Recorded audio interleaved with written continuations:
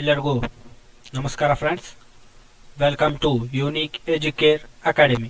ಈ ವಿಡಿಯೋದಲ್ಲಿ ನಾವು ಸಮಾಜ ವಿಜ್ಞಾನ 10ನೇ ತರಗತಿಯ 1ನೇ ಪಾಠವಾದ ಭಾರತಕ್ಕೆ ಯುರೋಪಿಯನ್ನರ ಆಗಮನ ಈ ಪಠ್ಯ ಪುಸ್ತಕದ ಅಭ್ಯಾಸದ ಪ್ರಶ್ನೆಗಳನ್ನು ಚರ್ಚೆ ಮಾಡೋಣ. ಹಾಗಾದರೆ ಬಿಟ್ಟ ಸ್ಥಳವನ್ನು ಸೂಕ್ತವಾದ ಪದಗಳಿಂದ ಭರ್ತಿ ಮಾಡಿ. ಈ ಪ್ರಶ್ನೆಗಳನ್ನು ನೋಡೋಣ. 1ನೇ ಪ್ರಶ್ನೆ, 1453ರಲ್ಲಿ ಅಟೋಮನ್ ಟರ್ಕರು ಡ್ಯಾಶ್ ನಗರವನ್ನು ವಶಪಡಿಸಿಕೊಂಡರು. ಈ ಪ್ರಶ್ನೆಗೆ ಉತ್ತರ ಕಾನ್ಸ್ಟಾಂಟಿನೋಪಲ್. ಇದನ್ನ 1453ರಲ್ಲಿ ಅಟೋಮನ್ ಟರ್ಕರು ಕಾನ್ಸ್ಟಾಂಟಿನೋಪಲ್ ನಗರವನ್ನು ವಶಪಡಿಸಿಕೊಂಡರು. ಭಾರತ ಹಾಗೂ ಯುರೋಪ್ ನಡುವೆ ಹೊಸ ಜಲಮಾರ್ಗ ಕಂಡು ಹಿಡಿದವನು ಯಾರು? ಈ ಡ್ಯಾಶ್ ಇದರಲ್ಲಿ ಉತ್ತರ ವಾಸ್ಕೋ ಡಗಾಮ. 1741ರಲ್ಲಿ ಡಚ್ಚರು ಡ್ಯಾಶ್ ಮೇಲೆ ಯುದ್ಧ ಸಾರಿದರು. ಇದಕ್ಕೆ ಉತ್ತರ ಮಾರ್ತಾಂಡ ವರ್ಮನ ಮೇಲೆ ಯುದ್ಧ ಸಾರಿದರು. ಭಾರತದಲ್ಲಿದ್ದ ಫ್ರೆಂಚರ ರಾಜಧಾನಿ ಇದು ಪುದುಚೇರಿ. ಇದು ಭಾರತದಲ್ಲಿದ್ದ ಫ್ರೆಂಚರ ರಾಜಧಾನಿ. 5ನೇ ಪ್ರಶ್ನೆ, ರಾಬರ್ಟ್ ಕ್ಲೈವನು 1757ರಲ್ಲಿ ಸಿರಾಜುದ್ ದೌಲಾನ ಮೇಲೆ ಪ್ಲಾಸಿ ಯುದ್ಧವನ್ನು ಸಾರಿದನು. ಈಗ 6ನೇ ಪ್ರಶ್ನೆ, ಈಸ್ಟ್ ಇಂಡಿಯಾ ಕಂಪನಿಗೆ ಬಂಗಾಳದ ದಿವಾನಿ ಹಕ್ಕನ್ನು ನೀಡಿದವನು ಡ್ಯಾಶ್ ಅಂದ್ರೆ 2ನೇ ಶಾ ಆಲಂ. 7ನೇ ಪ್ರಶ್ನೆ, ಬಂಗಾಳದಲ್ಲಿ ದ್ವಿಪ್ರಭುತ್ವವನ್ನ ಜಾರಿಗೆ ತಂದವನು ಇವನು ರಾಬರ್ಟ್ ಕ್ಲೈವ್. ಸೊ ಇಲ್ಲಿಗೆ ಬಿಟ್ಟ ಸ್ಥಳವನ್ನು ಸೂಕ್ತವಾದ ಪದಗಳಿಂದ ಭರ್ತಿ ಮಾಡಿ ಅಭ್ಯಾಸದ ಪ್ರಶ್ನೆ ಮುಗಿತವೆ. ಈಗ ಕೆಳಗಿನ ಪ್ರಶ್ನೆಗಳಿಗೆ ಉತ್ತರಿಸಿ.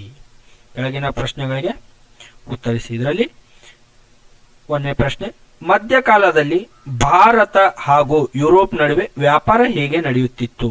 ಇದಕ್ಕೆ ಉತ್ತರ ಪಾಯಿಂಟ್ ನಂಬರ್ 1, ಭಾರತದ ಸಾಂಬಾರು ಪದಾರ್ಥಗಳಿಗೆ ಯುರೋಪ್ನಲ್ಲಿ ಅಪಾರ ಬೇಡಿಕೆ ಇತ್ತು ಮತ್ತು ಏಷ್ಯಾದ ಸರಕುಗಳನ್ನು ಅರಬ್ಬರು ಕಾನ್ಸ್ಟಾಂಟಿನೋಪಿಲ್ ನಗರಕ್ಕೆ ತಲುಪಿಸುತ್ತಿದ್ದರು. 3ನೇ ಪಾಯಿಂಟ್, ಅವುಗಳನ್ನು ಇಟಲಿ ವ್ಯಾಪಾರಿಗಳು ಖರೀದಿಸಿ ನಂತರ ಯುರೋಪ್ ದೇಶಗಳಲ್ಲಿ ಮಾರುತ್ತಿದ್ದರು. 4ನೇ ಪಾಯಿಂಟ್, ಹೀಗಾಗಿ ಕಾನ್ಸ್ಟಾಂಟಿನೋಪಿಲ್ ನಗರವು ಯುರೋಪ್ನ ವ್ಯಾಪಾರದ ಹೆಬ್ಬಾಗಿಲಾಗಿತ್ತು.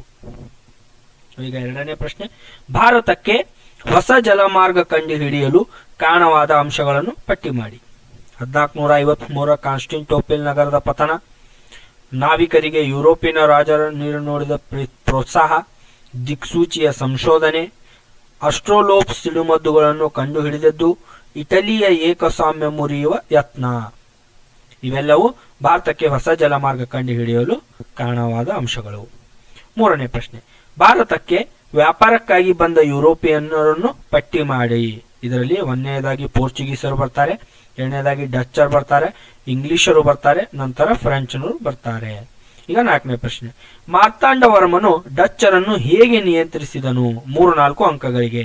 2 ಅಂಕಗಳಿಗೆ ಈ ಪ್ರಶ್ನೆಯನ್ನು ಕೇಳಿಗಿದ್ದಲ್ಲಿ ಆರಂಭದ 4 ಅಂಶಗಳನ್ನು ಬರೆಯಬಹುದು. ಸೊ 1ನೇ ಅಂಶ, ತನ್ನ ಗಡಿಯನ್ನು ವಿಸ್ತರಿಸಲು 50,000 ಸೈನಿಕರ ಸೈನ್ಯವನ್ನು ಕಟ್ಟಿದನು.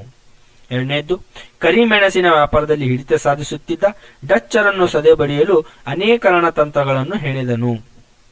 3ನೇ ಅಂಶ, ಸುತ್ತಲಿನ ಪಾಳೆಗಾರರನ್ನು ಸಂಸ್ಥಾನಕರನ್ನು ಡಚ್ಚರ ವಿರುದ್ಧ ನಿಲ್ಲಿಸಿದನು. 4ನೇ ಅಂಶ, ತಿರುವಾಂಕೂರಿನ ಮೇಲೆ ದಾಳಿ ಮಾಡಿದ ಡಚ್ಚರನ್ನು ಸೋಲಿಸಿದನು. ಸೊ 2 ಅಂಕಗಳಿಗೆ ಈ ಪ್ರಶ್ನೆಯನ್ನು ಕೇಳಿದ್ದಲ್ಲಿ ಈ 4 ಅಂಶಗಳನ್ನ ಬರಿಬೇಕಾಗ್ತದೆ. ಸೊ ಇವು ಹೆಚ್ಚಿನ ಅಂಶಗಳು. 5ನೇ ಅಂಶ, ಡಚ್ಚರ ನೆಡುಮಂಗಡ ಮತ್ತು ಕೋಟಾಕರ ಎಂಬ ವ್ಯಾಪಾರಿ ಕೇಂದ್ರಗಳನ್ನು ವಶಪಡಿಸಿಕೊಂಡನು. ಡಚ್ಚರು ಕೊಟ್ಟಾರಕರದ ವಿಚಾರವೆತ್ತಿ ತಿರುವಾಂಕೂರಿನ ಮೇಲೆ ಪುನಃ 1741ರಲ್ಲಿ ದಾಳಿ ಮಾಡಿದರು. ಕೊಳಚಲ್ನೆ 4 ದಿನಗಳ ಭೀಕರ ಕದನದಲ್ಲಿ ಡಚ್ಚರನ್ನು ಸೋಲಿಸಿದನು. ಅಂತಿಮವಾಗಿ ನಡೆದ ಒಪ್ಪಂದದಲ್ಲಿ ಡಚ್ಚರು ಸಂಪೂರ್ಣ